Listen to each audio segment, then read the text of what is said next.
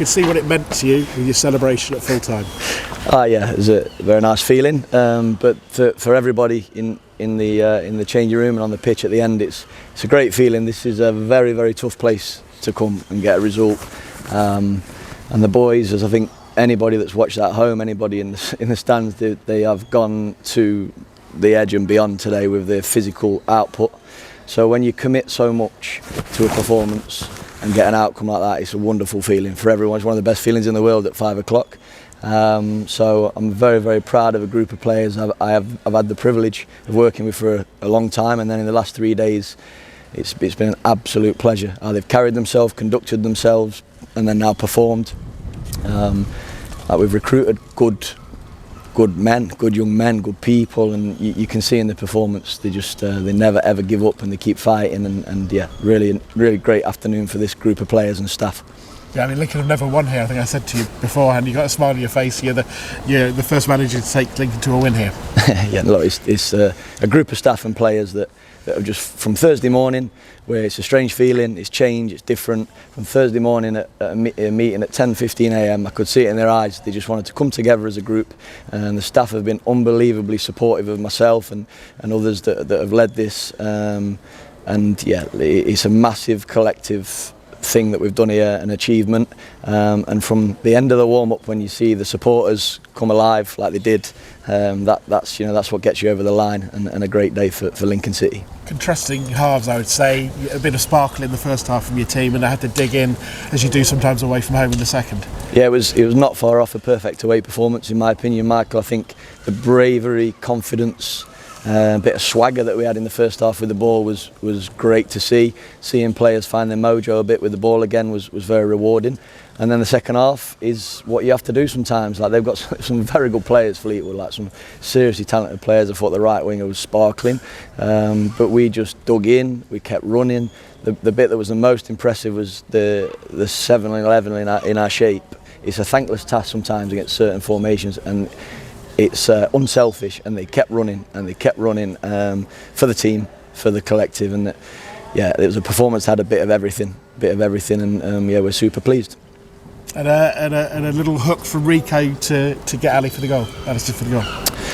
Alex for the goal. Yeah, set pieces we've got to be better at, we know, and we talked about the long throw. We've added some detail to it this week. Scott Fry's led on that, and he's obsessed with set pieces. I'm sure there's better hobbies around, but he loves it. And yeah, something we've talked about, the assassin, we call it, at the back post, arriving late, and there he was, probably came off his shin pad knowing Alex Mitchell, but great goal, great feeling.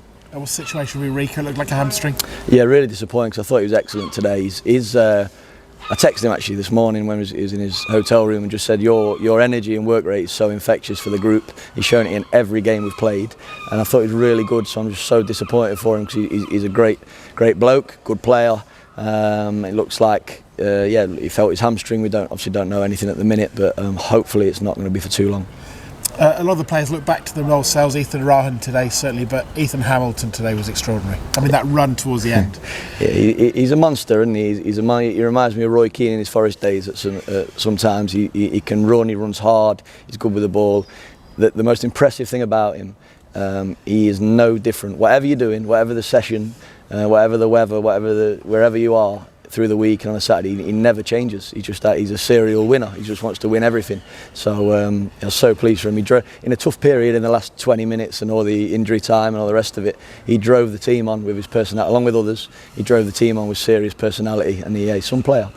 I could see at the start of today that somebody you know very well is here. Can you tell us a bit more news about, in addition to the coaching stuff? Yeah, I only know him because I'm a Forest fan. I was like a fanboy at the start, but no, Chris Cohen's come in. He's a master stroke by the club. He's out of work at the minute, and he's come and helped us, and he's first class. He's a young coach himself, but his early experiences have been in the elite levels, so he knows the game inside out. He was a top player and captain and sees the game really well, but I think again, more importantly, coming into our building, he's a top fella, and he's fitted right in, and we might not have him for long. I don't really know how it will play out, but whilst we've got him, we've got to make the most of him, because he knows the game, and he's been brilliant in the last 3 days for the group and for the staff. Finally, a left field question from me. We talked about this beforehand off air. We're going to hear from a Lincoln player in a minute. Freddie Draper, who's done very well yesterday with a hat-trick. He got a big smile on his face. Clearly a player, very, very well.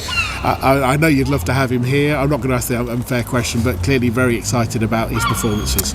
It's brilliant, and again, the staff, we see that come through on social media last night, and everyone's just delighted. Another brilliant young man who's got the world at his feet with how it's going. He had his loan last year in Ireland and went and smashed it out of the park, and he's just carried on at a very good level. So the future is very bright for Freddie, and we're hoping to see a hat-trick or two in the red and white stripes at some point in the future. And you mentioned it, that the fans' appreciation to you just after the warm-up was pretty special. We were close to them for a change today as away commentators, and you got another smile on your face. They're brilliant, aren't they? I'll go in the office now, and I guarantee their staff will talk about the LNER and the atmosphere. Our supporters are terrific.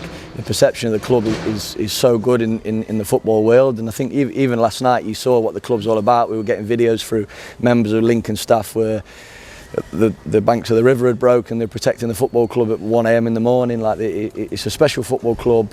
This has been a few days where everybody had to come together, show unity, which everybody has, and I think the rewards are there at the 99th minute or whenever it was. Well, it's been a difficult 48 hours for a lot of people in Lincolnshire. I'm sure you put a smile on some people's faces. Yeah, I hope so. It's great.